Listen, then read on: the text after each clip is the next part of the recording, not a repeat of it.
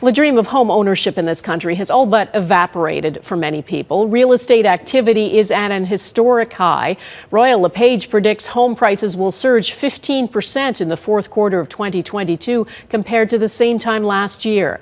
Mike Drolet looks at whether efforts to cool the hot market will work. Is the red-hot real estate market cooling or just taking a break? The Bank of Canada hike in interest rates appears to have had the desired effect. Homes that were seeing 15 to 20 offers are now seeing fewer than 5. Before, anything under 2 million was kind of flying off the shelf. Now, again, it's not showing well and it's not super appealing to the consumer. It's not getting the same amount of attention it was even 2 months ago. Make no mistake, it's still a seller's market.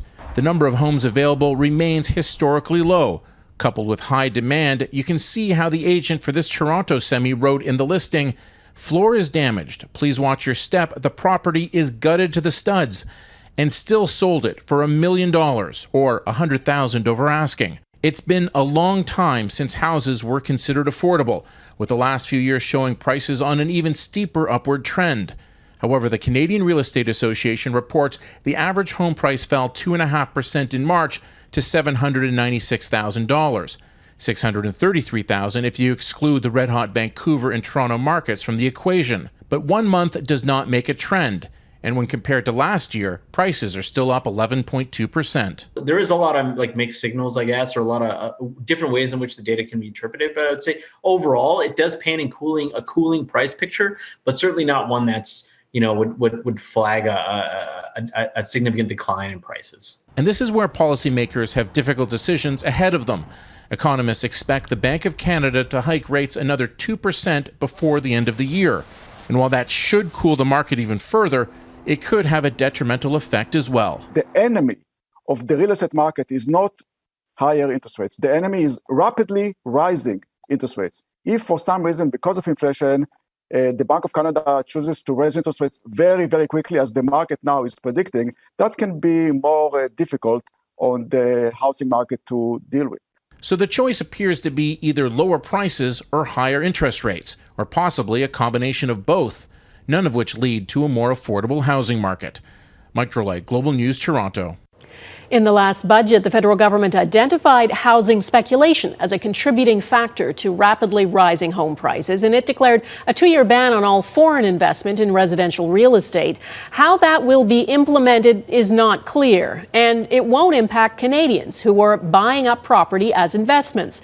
As our chief political correspondent David Akin reports, dozens of members of Parliament are among them. The post-budget message from the Prime Minister was clear. When foreign investors and corporations use housing as an asset, it drives prices higher and higher and makes homes out of reach of the middle class. Homes are to live in, to raise a family in, to build a life in, not a way to boost a balance sheet. And yet, dozens of his own MPs have purchased housing units not to live in, but as an investment to boost their own balance sheet. A Global News review of MPs' filings with Parliament's Conflict of Interest and Ethics Commissioner finds that at least 65 MPs from all parties, including 42 members of the Prime Minister's Liberal caucus, hold rental or investment real estate assets. There is nothing illegal about MPs owning investment properties, so long as those investments are disclosed to the Ethics Commissioner.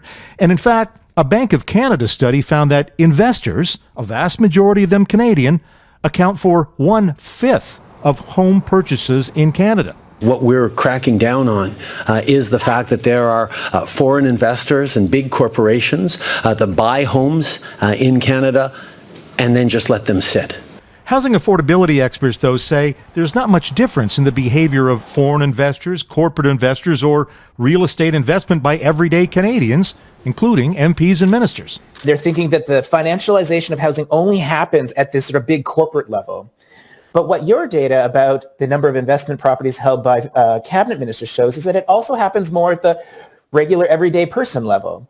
And that has been the key point for Jen Squeeze. And there could be more MPs who are landlords. The post-election disclosure statements for 91 of the country's 338 MPs are still being processed and have not yet been published.